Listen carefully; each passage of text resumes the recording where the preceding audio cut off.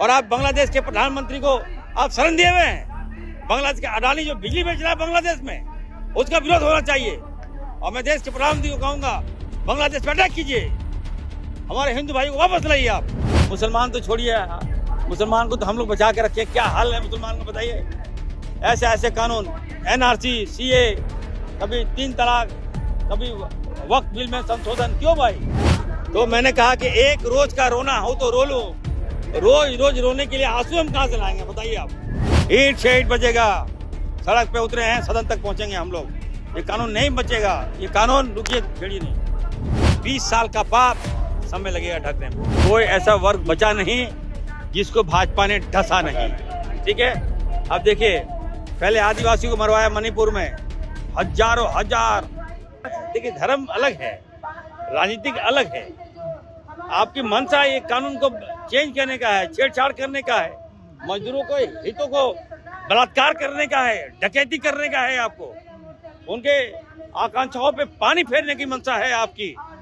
आप जानबूझ के ऐसे कानून ला रहे हैं। बताइए, 60-40 हमारा झारखंड नहीं दे सकता है, हम गरीब राज्य हैं। जानबूझ के ये कानून लाया है ताकि किसान तो मरा ही मरा, अब मजदूर भी मरेगा, उनके बाल बच्चे मरेंगे, सड़क पे आएगा, चोरी होगा, डकैती होगा, काम नहीं मिलेगा, तो यही होगा। तो फिर प्रधानमंत्री के नेतृत्व में देश का कह सकते हैं लोकतंत्र और जो कानून है वो कहाँ जाएगा?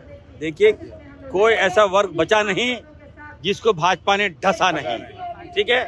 अब देखिए, पहले आदिवासी को मरवाया मणिपुर में, हजारों हजार।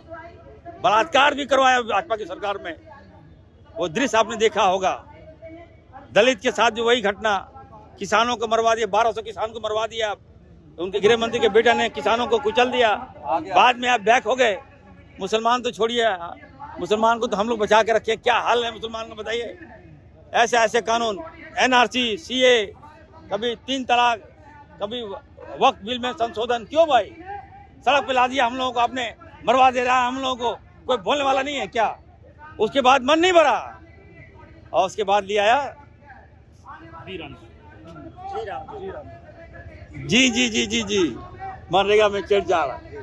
ये जानबूझकर किसी कीमत पर, देखिए मैं कहा कि नहीं मानेंगे हम लोग। ईंट से ईंट बचेगा, सड़क पे उतरे हैं, सदन तक पहुंचेंगे हम लोग।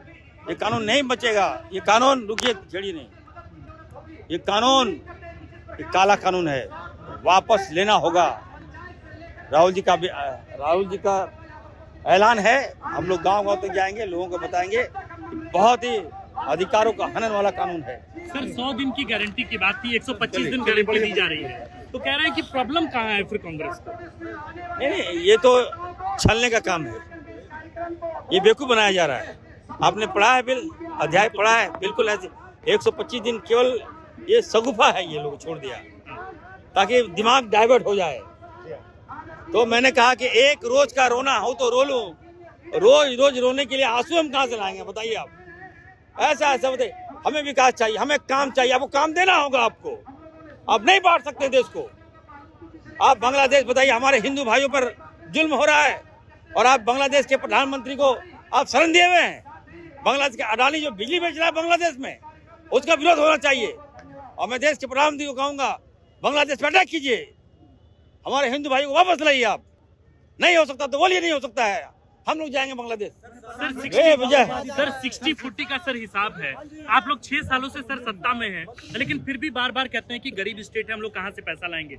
सरकार तो 6 साल से सत्ता में है, आप लोग लगातार दूसरी बार चुनकर आए हैं, फिर भी अर्थव्यवस्था क्यों इतनी कमजोर है? 20 साल भाजपा राज की, कोई स्रोत नहीं दिया इन लोगों ने कमाने का।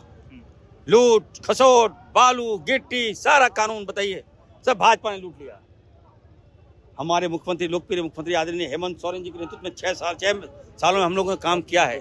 आज आप देखिए, स्वास्थ्य विभाग में अच्छा हुआ है, स्वास्थ्य विभाग, खाद्य आपूर्ति विभाग 2G था, 4G हम लोगों ने लाने का काम किया। आज हर वर्ग को मजबूत कर रहे हैं।